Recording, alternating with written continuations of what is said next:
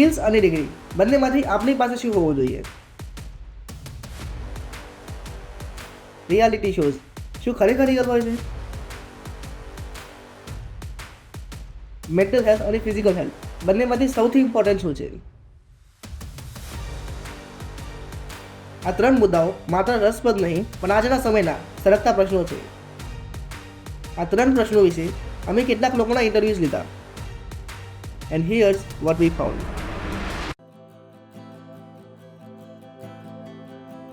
સ્કિલનું એવું છે, સપોઝ આપણે સચિન તેંડુલકરને જોઈએ, રાઈટ? તો એ 10th પાસ છે. પછી ઘણા બધા મોટા એક્ટર્સને જોઈએ અથવા બિઝનેસમેનને જોઈએ. તમે સપોઝ ચુકુરબતને લઈ લો તો એ કોલેજ ડ્રોપ આઉટ છે, રાઈટ? તો ઇટ ઓલ ડિપેન્ડ્સ કે તમારું પોતાની કેલિબર કેટલું છે. ઇમ્પોર્ટન્ટ તો સ્કિલ વધારે ઇમ્પોર્ટન્ટ છે. ડિગ્રી હોય પણ પ્રેઝન્ટેશન ના હોય તો એવી રીતે કરી શકો એટલે સ્કિલ એ ખૂબ જ મહત્વની ડિગ્રી તો છે જોડે ઘણી સ્કિલ પણ પૈસા કમાવો તો સ્કિલની જરૂર. આમ તો બંને ઇમ્પોર્ટન્ટ છે. જોવા જઈએ તો સ્કિલ આગળ જાય બરાબર, કે જીવનમાં વધુ પોસે મોટું છે, પણ ડિગ્રી જોડે જોડે જરૂરી છે. ડિગ્રીને જરૂર છે, આવડતની જરૂર છે, પણ આવડત હોય તો રીતે ફોર્મ નાખતા આવડત હોય તો આવક થાય, પણ ડિગ્રી જેટલી આવક ના થાય. ડિગ્રીની જરૂર છે અને આવડતની જરૂર છે. ડિગ્રી તો તમે પાસ થઈ ગયા, તમે ચોરી કરીને પાસ થઈ ગયા તો તમે રટ્ટો મારી લીધો એરપોર્ટ 7થી મળી જશે. પણ સ્કિલ બધા જ વ્યક્તિની એ બધાને એકબીજાથી અલગ બનાવો. એટલે ધારો કે કોઈના પાસે કોઈ વસ્તુ છે અને એને આપવા માટે જવી છે, એટલે હું કંપનીમાં છે, તે કંપનીમાં જો બિઝનેસ સારો નહીં કરી શકો. તમારા બધા સ્કિલની હોય, માણસો ઓળખવાની, વસ્તુ ઓળખવાની અથવા કોમ્યુનિકેશનની, તો તમે તો કોઈ વસ્તુમાં પદર પાછા પડી જશે. ડિગ્રી હોય તો ડિગ્રી જરૂરી છે. જીવનમાં આગળ જવું હોય તો ડિગ્રી જરૂરી છે. તમને સ્ટીચીસ લેતા આવડતું હોય, કોઈને વાગ્યું છે, તમને આવડે છે, તો તમને નહીં આવવા દે કેમ કે તમારી પાસે ડિગ્રી નથી. તો ગેટ ખોલવા માટે ડિગ્રી ઇમ્પોર્ટન્ટ છે, પણ ગેટ ખુલી ગયો પછી આગળ પહોંચવા માટે એ તમારે સ્કિલ જોઈએ છે. આ ડિગ્રી તો જરૂરી છે કે ડિગ્રી તમારે એક બેઝ નક્કી કરશે કે તમારી કઈ ફિલ્ડમાં તમે ક્યાં જાઓ છો અને ક્યાં સુધી પહોંચશો.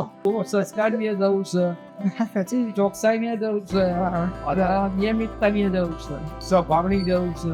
આ ધંધા માટે સ્વભાવે જુઓ, આવડતે જુઓ.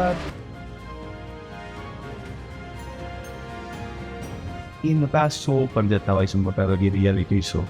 લગભગ એમાં પ્રભુ પછી સાચું હોય પણ ખરાબ ન પણ હોય છે. એ આપણે થોડું વિચારવું પડે.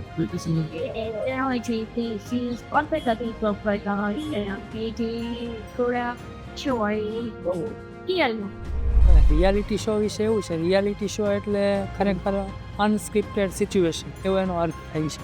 એટલે જે પૂર્વ આયોજિત ના હોય એવી કોઈ પરિસ્થિતિ. શાન જે ગાયક છે એમનો એક સરસ મેં લેખ વાંચ્યો હતો. એમાં એમણે આ શો બધા છોડી દીધા જજ તરીકે, જેમાં પેલા એન્કર તરીકે રહેતો. એણે એક એવો ઘટસ્ફોટ કર્યો કે આ સિંગિંગ કરતાં જેટલા પણ વિડીયો આપણી સામે આવે છે એ બધા જ વિડીયોમાં એ લોકો એક જ વખત સ્ટેજ ઉપર પરફોર્મ કરે, પછી સ્ટુડિયોમાં જઈને પાછું એનું રેકોર્ડિંગ કરે અને ફાઇનલી એ પ્રેઝન્ટ થાય. એટલે એમાં રિયાલિટી જેવું કશું હતું. અને આમ પણ એમના જજ છે ને જે નિર્ણાયક, એ પણ જે એડિટિંગ થયેલી જે કોપી આવી હોય એના આધારે એ લોકો જજમેન્ટ આપતા હોય. બરાબર. રિયાલિટી શો તો ઘણા સારા હોય છે, એમાંથી શીખી બી શકાય સ્કિલ. તમે બાકી વિચારવી પડે કે બધા સ્ટન્ટ કદાચ એક પ્રકારે તમે કરવા જાઓ અને કદાચ ન પણ થઈ શકે.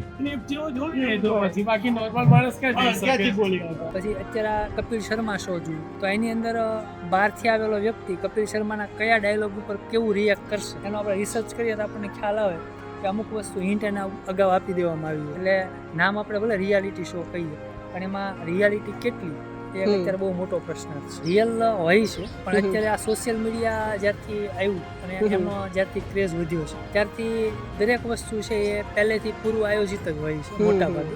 પણ આપણે દરેકને એવા એ કેટેગરીમાં ના મૂકી શકીએ, કારણ કે ઘણા બધા શો એવા પણ છે કે જેની અંદર કોઈનો ઇન્ટરવ્યૂ, આ પોડકાસ્ટ જે થાય છે એની અંદર જે પ્રશ્નો પૂછવામાં આવે છે અને એના જે જવાબ મળતા હોય, જવાબ ઉપરથી આપણને ખ્યાલ આવે કે આ માણસ કોઈ પૂર્વ તૈયારી વગર આવેલો હોય, સહજ રીતે જે જવાબ આપતો એવું ઘણું બધું જોવા મળે.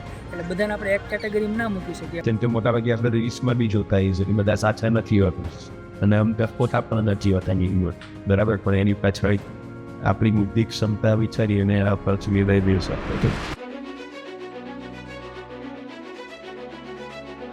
When mental health સારી હશે, પહેલા એન્ઝાયટી, સ્ટ્રેસ એન્ડ પછી ઘણા બધા જે હેન્ડશેક ઓફ થાય ત્યાંથી એના મુક્તિ મળે. મેન્ટલી જે સ્ટ્રોંગ હશે તો કંઈ પણ પ્રકારના ઓક્સિજન લઈએ. બીજું કેમ કે અત્યારે માનસિક હોવાના કારણે લોકો અત્યારે આત્મહત્યા કરવા બધી કમળતા આપો અને મોટી આત્મહત્યાનું કારણ કેવું એનું કારણ એટલું હોય કે મેન્ટલી એટલો સ્ટ્રેસ હોય મેન્ટલી એટલો વીક હોય. પોતે સારું હોય કે બધે સારું હોય. કોઈ બી કામ કરવા માટે મન લાગે તો કામ થાય. પોતે શરીરે સારું હોય તો ખરું. પોતે સારું ના હોય મગજ નહીં સારું ના હોય એનું મત ક્યાં લાગે છે. મેન્ટલ હેલ્થ વધારે જરૂરી છે. ફિઝિકલ હેલ્થ પણ એક જ જરૂરી. ફિઝિકલ હેલ્થથી તમને દસ કે તમારું સારી જે મીન્સ કે કામકાજ કરતા થાય એને અસર કરી શકાય. એમ કે અત્યારે બેસિકલી કેસ વધારે બરાબર ઓબેસિટી એટલે મોટા કેસ વધારે છે. કારણ કે જે જીવનશૈલી પહેલાં હતી એવી નથી હવે અને ખોરાક પણ એવો છે. જે હલનચલન અને તમે જે મીન્સ કે કાંઈ કરતા હતા એમાં પણ અસરો થાય છે. ખોરાક એવો છે ફાસ્ટ ફૂડ ને એવું ખાવું છું વધારે એટલે મોટા બધો શિકાર છે. હલનચલન એવું નથી એટલે બેખાડ જીવન નહીં એના લીધે ઘણી બધી સમસ્યાઓ ઊભી થાય. ફિઝિકલ અને મેન્ટલ હેલ્થ બંને પરસ્પર એકબીજા સાથે જોડાયેલી બાબતો છે. આમાં ફિઝિકલ હેલ્થ પર જ મેન્ટલ હેલ્થ ડિપેન્ડ છે, મેન્ટલ હેલ્થ પર ફિઝિકલ હેલ્થ ડિપેન્ડ. એક તો વ્યાયામનો અભાવ છે, આહાર આપણે સરસ મજાનો લેતા નથી. આ બધાની અસર મગજ ઉપર પડતી હોય છે. Healthy mind lives in healthy body એવું કહેવાય છે. તંદુરસ્ત શરીરમાં તંદુરસ્ત મન હોય છે. તો તમારું સ્વાસ્થ્ય પહેલાં હોવું જોઈએ સરસ. અને સારું સ્વાસ્થ્ય ક્યારે હોય? સારો આહાર હોય ત્યારે. સરસ વિચાર ક્યારે આવે? જ્યારે આપણું મન સ્વસ્થ હોય ત્યારે. એટલે આ બંને બાબતો એકબીજા પર આધારિત છે. તમે એમ ન કહી શકો કે એકલું મેન્ટલ સ્વાસ્થ્ય જરૂરી છે કે એકલું ફિઝિકલ સ્વાસ્થ્ય જરૂરી છે. બંને જરૂરી છે પણ બંને ઇન્ટરડિપેન્ડન્ટ છે. પછી ઘણી વખત બાળકો ખોટા ધંધા બપોર મેન્ટલી વીક હોવાના કારણે એટલે મેન્ટલી સ્ટ્રેસ હોવું બહુ જરૂરી છે. કોઈ પણ પરિસ્થિતિમાં ગમે તેવી વિકટ પરિસ્થિતિ હોય કે સારી પરિસ્થિતિ હોય જો તમે મેન્ટલી મજબૂત હશો તો કોઈ પણ પરિસ્થિતિ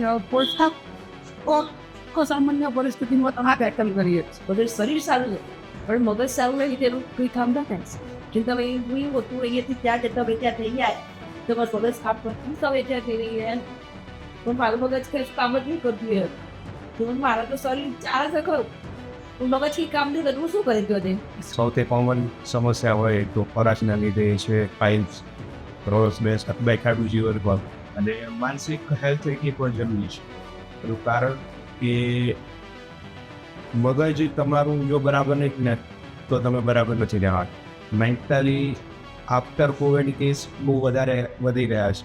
કોઈ પણ મારા ડિપ્રેશનમાં કે એન્ઝાઇટીનો શિકાર આજ નાની વસ્તુમાં પણ થઈ જાય છે. સોશિયલ મીડિયાએ એવું કે આપણને આગળ કરી દીધા છે. કોઈ પણ નાની વસ્તુ હોય કે આજે બાળક મનમાં લેતો થઈ જાય છે. એકને ઇગ્નોર કરો તો બીજું ઓટોમેટિક ઇગ્નોર થઈ જાય. તમારું મગજ જ સરસ ના હોય તો તમે શરીર પર કેવી રીતે ધ્યાન આપવાના હતા? આ બધી રમતો અને સ્પોર્ટ્સને તમે જુઓ અત્યારે તો પ્રત્યેક સ્કૂલમાં કમ્પાઉન્ડ હોવું જોઈએ એવું ગવર્મેન્ટે ફરજિયાત કર્યું છે. એનું કારણ શું? તમારું સ્વસ્થ શરીર બને એટલે. હવે તમારી મેન્ટલ હેલ્થ સારી હોય ને ફિઝિકલ ના હોય તો ઘણા બધા લોકો તમે જોઈ રહ્યા એટલે ફિઝિકલ હેલ્થ તમારે એટલી જ કરવી છે કારણ કે ફિઝિકલ હેલ્થ સારી નહીં હોય તો તમે બીમારી ઘણી બધી બીમારીના સકંજામાં આવશો જેના કારણે તમારા રોગોનું ખવાશ જેટલું વસ્તુ રહેશે. એટલે ધીમે ધીમે લાઈફ અત્યારે જે ખોરાકની સિરિયસ થઈ ગયું છે હ્યુમન બોડીમાં ત્યાં તમે નવી નવી બીમારીઓ જોશો જે અત્યારે ચાલા નથી.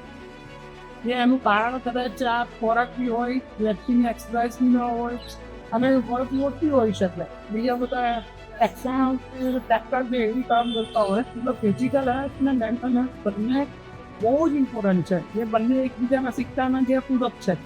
આ બંને સારી હશે તો વ્યક્તિ એક સ્ટેબલ લાઈફ જીવી શકે.